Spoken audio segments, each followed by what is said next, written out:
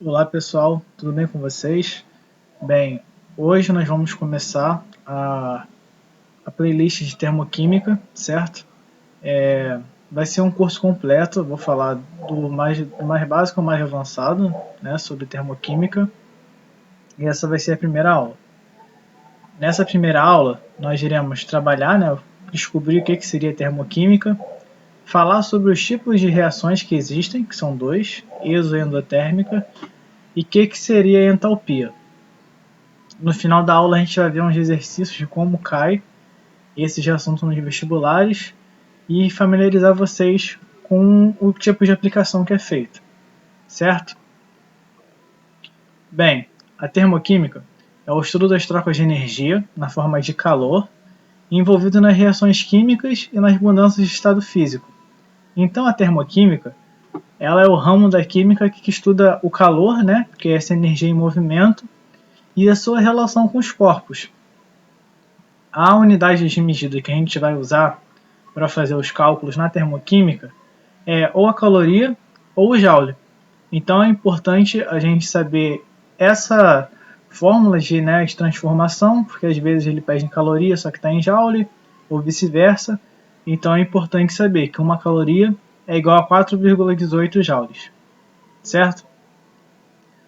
Nas reações entre trocas de calor, existem duas classificações que a gente pode dividir, né, todos os tipos de reações. Elas podem ser ou exotérmicas ou endotérmicas. O prefixo exo, né, como externo, ele significa para fora. Então as reações exotérmicas, elas são reações que colocam o calor para fora. Eles liberam o calor, como se fosse uma fogueira. Quando você coloca uma fogueira, esse calor ele é transmitido para o ambiente, ele é liberado para o ambiente. Por isso que as pessoas ao redor da fogueira elas ficam mais quentes, porque elas absorvem esse calor que é liberado da reação exotérmica da madeira, da combustão da madeira, por exemplo. Nesse tipo aqui, que seria a queima do carbono, né, sólido, o calor ele se encontra nos produtos.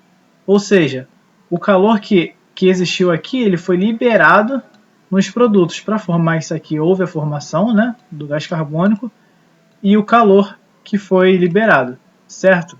Então, nas reações exotérmicas, o calor sempre fica nos produtos e não nos reagentes. Importante lembrar isso. O prefixo endo ele significa para dentro, ao contrário do exo que é para fora.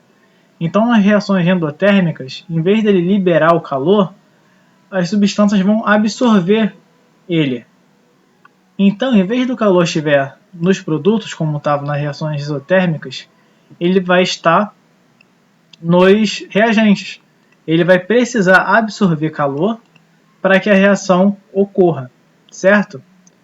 A ebulição é um exemplo claro de reação endotérmica, porque a água só vai virar vapor, por exemplo, quando a gente der uma certa quantidade de energia. Então, ela precisa ficar nos reagentes para ela se transformar em vapor, certo? No tipo de transformações, né, principalmente da água, que a gente está mais familiarizado, fusão, solidificação, também tem essas reações, elas podem ser classificadas em exo e endotérmicas. Vamos ver esse exemplo aqui. O sólido para virar líquido é o processo que a gente conhece como fusão, certo? Mas para o sólido, para o gelo, virar água líquida, ele precisa receber calor, né? Ele precisa receber o calor de alguma forma, ou por meio de fogo, ou por meio do ambiente. Ele vai receber, vai absorver esse calor. Então, é endotérmico. Por sua vez, o processo contrário, do líquido para o sólido, que se chama solidificação, é necessário que a água ela perca calor para o ambiente para que ela se forme, para que ela vire gelo, certo? Se eu colocar uma água numa geladeira, por exemplo, uma água líquida numa geladeira, o ambiente está mais frio e esse ambiente vai pegar o calor da água e pode transformar ela em gelo. Então, se uma reação é endotérmica ou exotérmica, como a gente viu aqui, o processo contrário Se, por exemplo, se isso aqui foi endotérmico, ele absorve o calor, o processo contrário será exotérmico. Não importa se vai de sólido para gás ou de sólido para líquido. Se uma é endotérmico, o processo contrário será exo, certo? Então lembre-se disso. Se algo é endotérmico, o processo contrário a ele é exotérmico e vice-versa, certo? Então nós vimos já o que é termorrímica, o que ela vai estudar e os tipos de reação. A entalpia, que a gente vai usar a letra H para falar sobre ela, é o calor absorvido ou liberado durante uma transformação a pressão constante, certo? Ela é a soma da energia interna mais o produto da pressão vezes o volume. Mas o que é cobrado em vestibulares e para a resolução da maioria dos exercícios não é a entalpia em si, e sim a sua variação, certo? O ΔH da entalpia, que ela pode ser classificada de duas maneiras, nos dois tipos de reação, endotérmica ou exotérmica, certo? O ΔH, assim como a gente viu na física, ele é o final menos o inicial, certo? É a diferença entre as entalpias do produto e dos reagentes. Eles só têm nomes diferentes, porque os produtos é o final, né, é a finalidade da reação química, e o reagente é o início dela. Então, o final menos inicial. O ΔH é o ΔH dos produtos menos o ΔH dos reagentes. A gente vai ver os exercícios e ver como a gente vai trabalhar mais ou menos essa questão, certo? Dando um resumo, a termoquímica ela é o ramo da química que estuda o calor, né, e a sua relação com as substâncias. E as reações químicas elas podem ser divididas em dois tipos, em exotérmica e em endotérmicas. As exotérmicas, com o prefixo ex, externo, elas vão liberar o calor para o meio externo, vão liberar o calor para o ambiente. Se eles vão liberar calor para o ambiente, ele será aquecido, certo? Vamos lembrar da fogueira. E a reação endotérmica ela é o contrário, ela vai pegar o calor para dentro, ela vai absorver. Ela vai pegar o calor do ambiente. Logo, o ambiente ele vai se esfriar. Certo? Foi só uma primeira aula mesmo de introdução. Vamos fazer 3 exercícios e ver se a gente consegue fixar bem o conteúdo. Certo?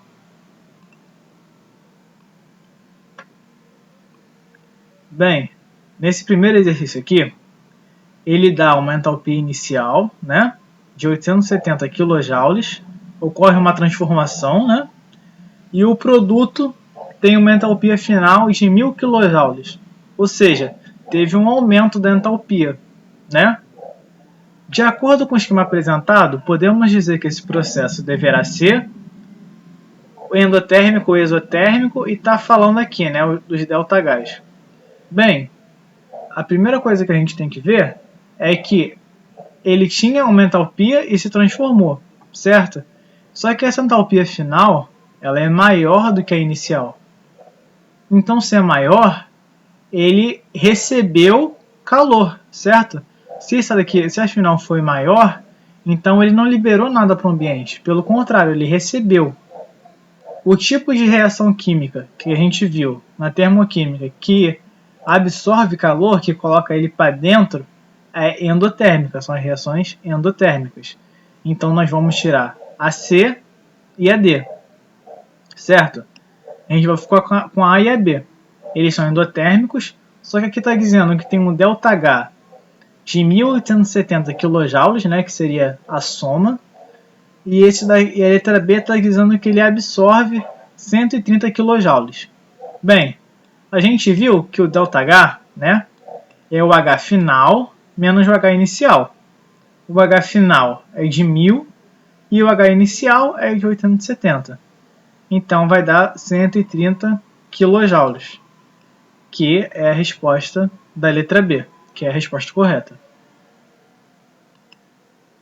Bem, no segundo problema da Universidade Estadual de Feira de Santana, na Bahia, ele dá aqui a reação de formação da água, né? E dá a entalpia aqui, entalpias de menos 68,3 quilocaloria. Pode-se afirmar, em relação à formação de 1 mol de água, que está dizendo se tem absorção ou liberação, né, desse valor aqui, que é o mesmo, então a gente não vai ter problema, né, com relação a isso. E a reação, se ela é endotérmica ou exotérmica. Bem, a gente viu aqui que o ΔH ele é negativo, né? O ΔH negativo, assim como a gente viu aqui, ele é das reações exotérmicas. Elas liberam calor, por isso que seria negativo, né? Então aqui nós vamos poder tirar a letra C. Nós poderemos tirar, por ser exotérmico, a letra A, a letra D, que é endotérmica, e a letra E, que é atérmica, né, que é um tipo de reação que nem existe. Bem, então nós vamos ficar com a B e com a C. E aqui está dizendo que tem ou absorção ou liberação. Só que como a gente sabe que é exotérmica, e a exotérmica libera para fora, então não tem como ter uma absorção, ela não pega nada para dentro. As reações exotérmicas, elas jogam para fora, elas liberam a entalpia delas. Então a resposta dessa questão aqui seria a letra C. Aqui não está dizendo, mas o ΔH ele é válido apenas para 1 mol. Se eu tivesse aqui, em vez desse 1 que não está aparecendo, 2, eu teria que dobrar esse valor da entalpia, certo? E só colocando aqui para relembrar, o ΔH ele pode representar uma reação endo ou exotérmica. Quando o ΔH é maior que 0, né, ou é positivo, é endotérmico. E quando o ΔH é negativo, ele representa uma equação exotérmica, né, uma reação exotérmica, como a gente viu aqui. Como último problema, a gente vai ver essa reação aqui, né, termoquímica, que fala da formação do trióxido de enxofre.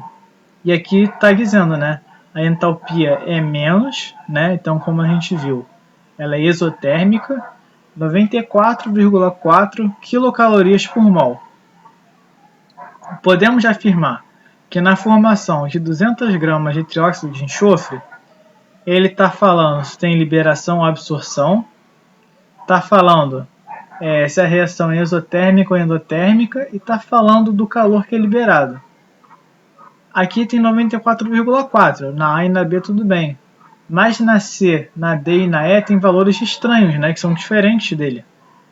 Porque a gente não sabe se tem 1 mol ou mais de trióxido de enxofre. Para a gente descobrir isso, a gente vai ter que ver a massa molar dessa substância, do trióxido de enxofre. 1 mol desse trióxido, a massa molar desse trióxido é uma vez, né, a massa molar do enxofre, porque só tem 1, mais 3 vezes a massa molar do oxigênio. Então vai ser 1 vezes 32, que é a massa molar do enxofre, mais 3 vezes a massa molar do oxigênio, que é 16. E esses valores você vai encontrar na tabela periódica, são valores tabelados, certo? A massa molar, então, deu 80 gramas. 80 gramas, então, é 1 mol desse trióxido. Só que nós temos 200 gramas dele. Então a gente tem mais de 1 mol, certo? Então aqui a gente vai ter que fazer uma regra de 3. 1 mol de SO3 é igual a 80 gramas. X mols, que é o valor que a gente quer descobrir, de mols, né, desse trióxido, são 200 gramas. Então aqui o valor de X vai ser 200 dividido por 80, que vai dar 2,5 mols de OCO3. Então, a gente não tem 1 mol, a gente tem, na verdade, 2,5 mols. Então, o valor da entalpia não vai ser esse valor de 94,4, vai ser maior.